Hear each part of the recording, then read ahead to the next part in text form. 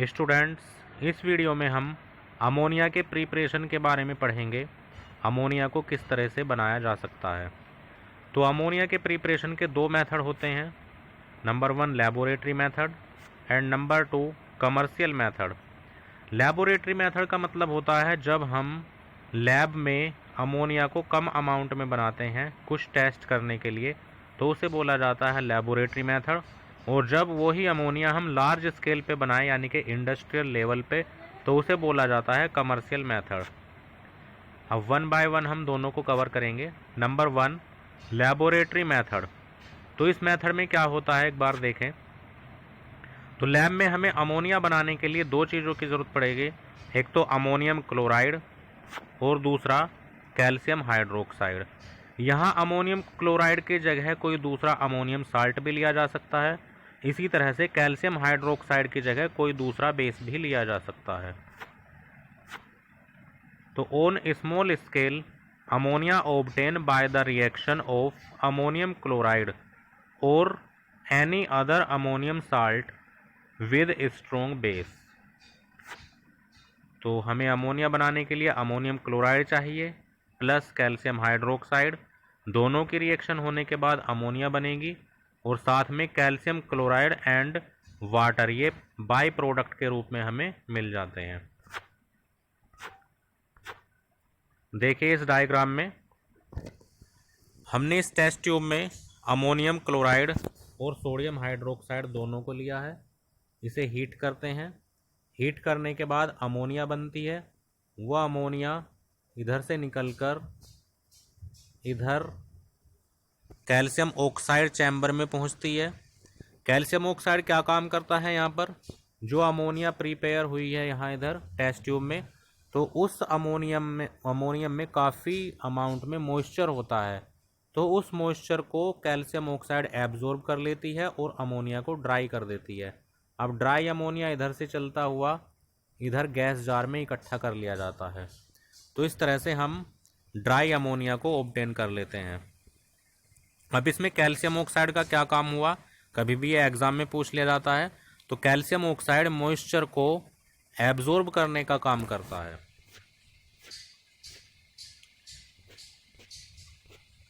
तो ammonia is dried over quick lime. अभी हमने पढ़ा था कि अमोनिया को हम ड्राई कर सकते हैं किससे, क्विक लाइम से।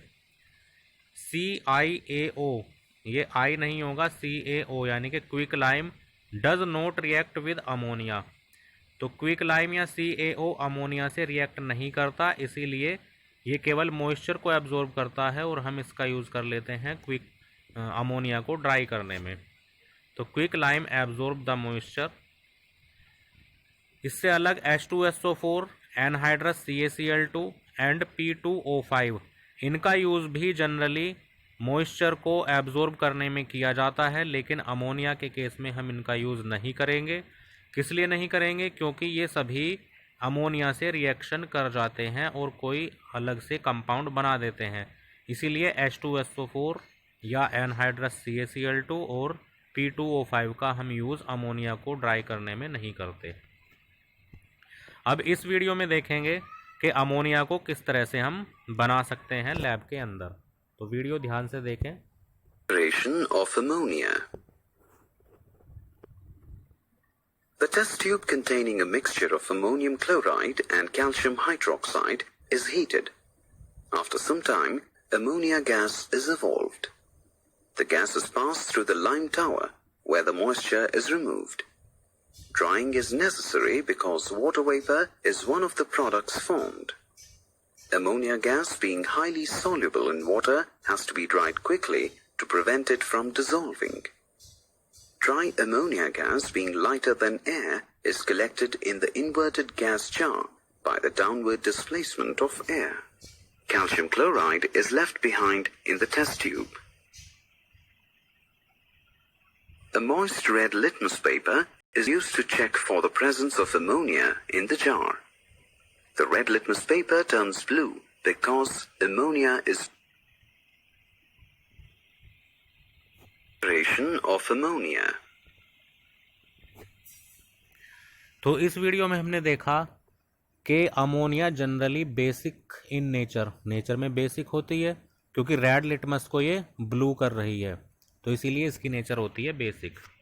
आगे देखेंगे सेकंड मेथड अमोनिया के प्रिपरेशन का। दूसरा मेथड क्या है? लेबोरेटरी मेथड ही है, लेकिन दूसरे किस तरह से लैब में हम इसे तैयार कर सकते हैं। तो ammonia also can be obtain by the reaction of magnesium nitride with water, यानी कि मैग्नीशियम नाइट्राइड की अगर हम वाटर से रिएक्शन कर दें तो भी हमें अमोनिया ऑब्टेन हो सकती है लैब के अंदर। तो मैग्नीशियम नाइट्राइड का फॉर्मूला Mg3N2 प्लस H2O, इससे NH3 बन जाएगा, और 3MgOH का होल ट्वाइस, ये अलग बाई प्रोडक्ट के रूप में हमें मिल जाएगा। ये देखें, ये फोटो है मैग्नीशियम नाइट्राइड का।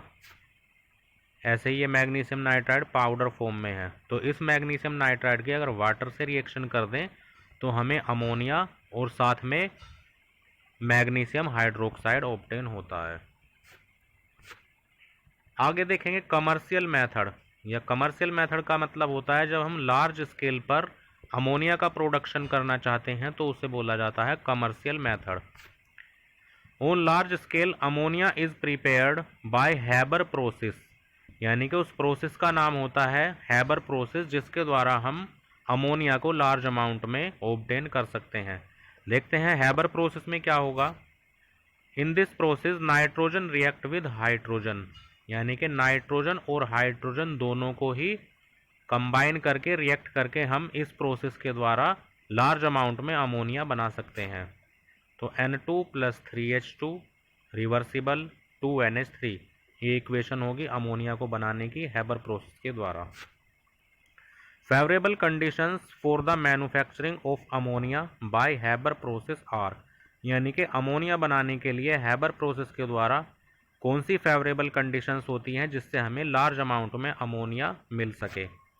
पहली है टेम्परेचर 700 केल्विन होना चाहिए, प्रेशर 2 × 10⁵ पास्कल, इसे सही कर लेंगे, ये रॉन्ग लिखा हुआ है, 200 होगा, प्रेशर होगा 200 × 10⁵ पास्कल।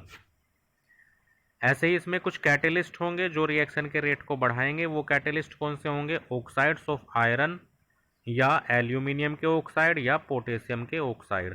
तो इनका यूज करते हैं हम कैटेलिस्ट के रूप में। इस डायग्राम के द्वारा देखेंगे कि किस तरह हम अमोनिया को प्रोड्यूस कर सकते हैं हैबर प्रोसेस के द्वारा। तो सबसे पहले नाइट्रोजन और हाइड्रोजन एटमॉस्फेयर से ली जाएंगी, ये पहुंचाई जाती है कंप्रेसर में। ये दोनों गैस होती है क्योंकि इस कंप्रेसर में दोनों गैसेस कंप्रेस हो जाएंगी। इस कंप्रेसर के बाद इस कैटेलिस्ट बेड्स में, या ये कह दो इस रिएक्टर में, कैटेलिस्ट रिएक्टर में इन गैसेस को पास किया जाता है। इस रिएक्टर में दोनों गैसेस कंबाइन होंगी, कुछ अमोनिया बनेगा, और जबकि कुछ अनरिएक्टिव नाइट्रोजन और हाइड्रोजन भी साथ में ऑब्टेन होती है, मिलती है हमें। तो जो भी अमोनिया बनती है वो इस हीट एक्सचेंजर के थ्रू इधर कंडेंसर में इकट्ठी कर ली जाती है।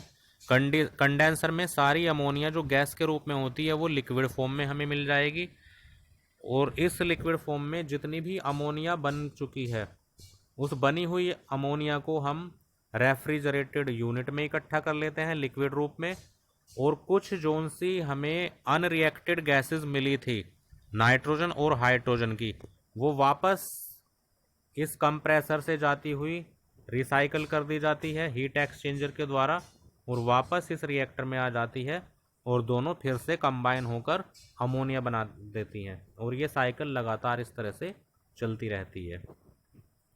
तो ऐसे हम अमोनिया को ऑब्टेन कर सकते हैं हैबर प्रोसेस के द्वारा। तो ये थे आपके preparation method, commercial method and laboratory method. ध्यान से वीडियो देखें और अपने नोट्स बनाएं।